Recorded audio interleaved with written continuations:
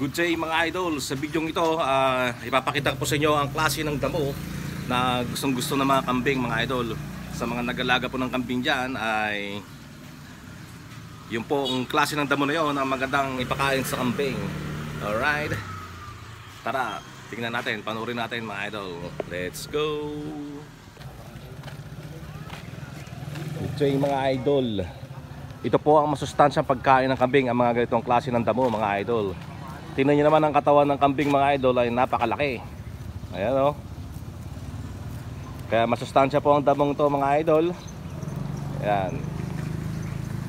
Ganyan po ang teknik ng pagpapataba ng kambing, ang pagpapakain ng sariwang damo.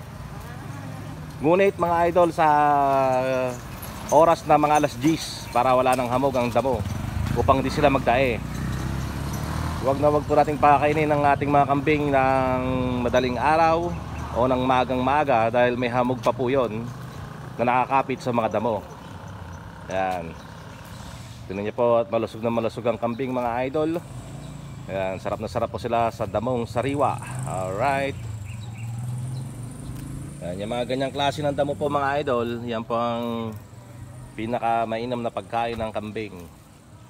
Alright. Check it out mga idol. Hindi po akin tong kambing na to. Nakita ko lang, pinicturean ko lang. Kasi nagandahan po ako sa kanyang katawan mga idol. Alright. Malusog na malusog. Yan o. Alright.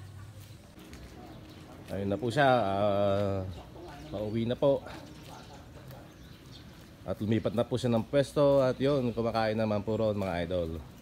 Paborito talaga nila ang mga damong ganito. Yun o. Kaya lang nakakalungkot, may mga dumadaan nagtatapon ng mga plastic na basura nila rito mga idol.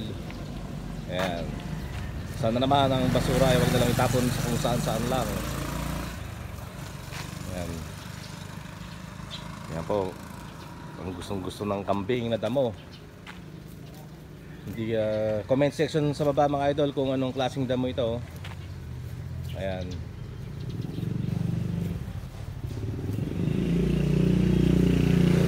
Sarap siya mga idol sa pagkain ng damo. Alright.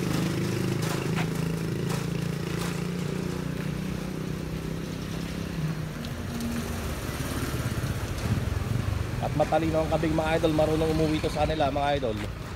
Kaya marunong na umuwi. At hindi siya nawawala dahil wala naman mandarambong dito, mandurugas. Yun o.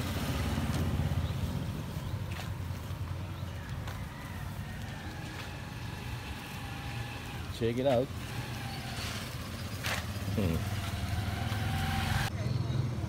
Yan, so yan po yung klase ng damo. Alright. Oops, pamasagasan.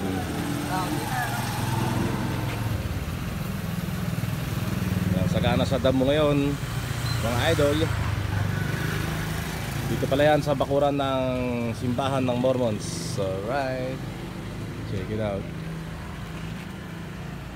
Kami po yung nakapila ng tricycle dahil ako yung tricycle driver. At nakita pa natin ang isang napakagandang kambing mga idol. Kaya atin na pong ibinilag. Alright, ito po yung upuan namin. Check it out. Alright, thank you for watching guys. Salamat.